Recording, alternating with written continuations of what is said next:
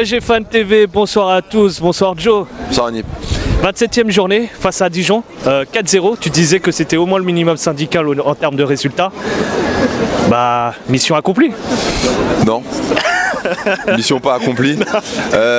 Pourquoi mission pas accomplie? Parce que ça va être un bon reflet de ce que je dis souvent quand je crie. Ouais. Mais là on va pas crier parce qu'on est devant Paris-Dijon.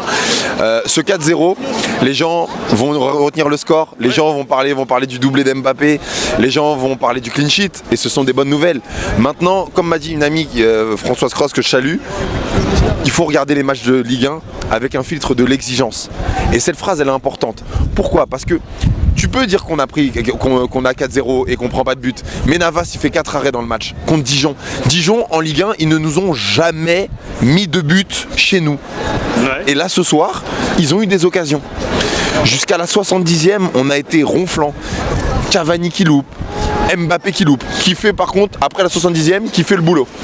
Et moi ce que je demande en fait à tout le monde, c'est de comprendre en fait qu'aujourd'hui ce qu'on voit là, c'est grave.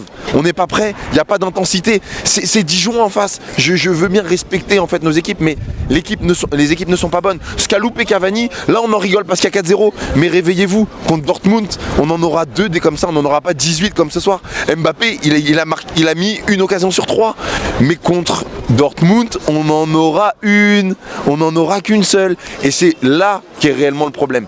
Et encore une fois, je verrai ce que le coach va proposer pour le prochain match, parce qu'il a encore changé les différentes compos qu'il voulait proposer.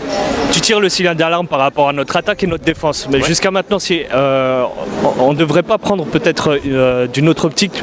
Par exemple, là, ce soir, ça faisait bien longtemps qu'on n'a pas fait de clean sheet. Là, face à Dijon, on l'a effectué, on l'a fait. Et est-ce qu'on ne devrait pas, match après match, avant cette rencontre face à Dortmund, au moins se satisfaire en tout cas du résultat, mais aussi de tirer le positif et rectifier le mauvais? Parce que là, comme tu le dis, j'ai l'impression qu'on est vraiment là fait pour être éliminé là. Non, pas du tout. Moi, je crois au jeu du football et la magie du football. Moi, je crois à la qualification paradoxalement. Mais c'est ce que j'explique. Tu veux me dire, est-ce qu'on veut pas tirer du positif? D'être utopiste et positif, c'est pas pareil.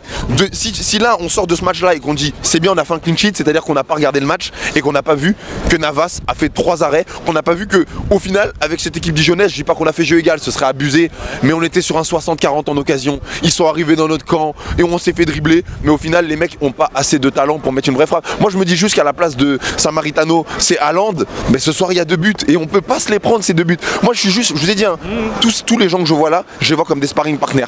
Et tu veux dire qu'on prend marche par marche pour voir le côté positif? Eh ben, moi, pour le voir, je te le prends avec le fil de l'exigence. C'est tout. Et c'est pour ça que je comprends, je me doute. Hein. Il y a des gens qui vont me dire, ouais, il gueule, il abuse, il a gagné 4-0. Mais ça fait 2 ans que je le dis. Et ça fait 2 ans que ça me donne raison, en fait, après sur le terrain, quand il y a un match, en fait, à haute intensité, avec un grand niveau.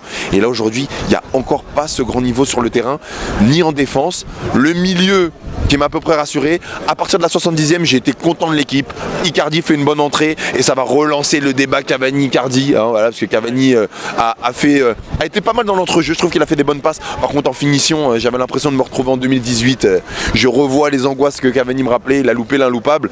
Et là, on en rigole. Mais s'il le fait contre Dortmund, vraiment, on va tous saigner des yeux. On va jamais lui pardonner. Donc, il y a vraiment des leçons à tirer. Et puis il y a Di Maria aussi, on oublie. Di Maria qui est sorti vite du match. Sa blessure, bon, apparemment, le médecin s'est sorti en disant c'est pas si grave. Et si on perd Di Maria, tout le monde, hein, il n'y a que les prières. Parce que sur chaque ligne, à part notre goal, Keylor, on perd Thiago Silva. Au milieu de terrain, tu perds Verratti. Devant, tu perds Di Maria. Sur toutes les lignes, tu perds un cadre. Non, les mauvaises nouvelles commencent un petit peu à s'enchaîner. Et on espère quand même que ça va le faire et que Di Maria va être parmi nous. Ça marche. Je te remercie encore. Merci, Anip.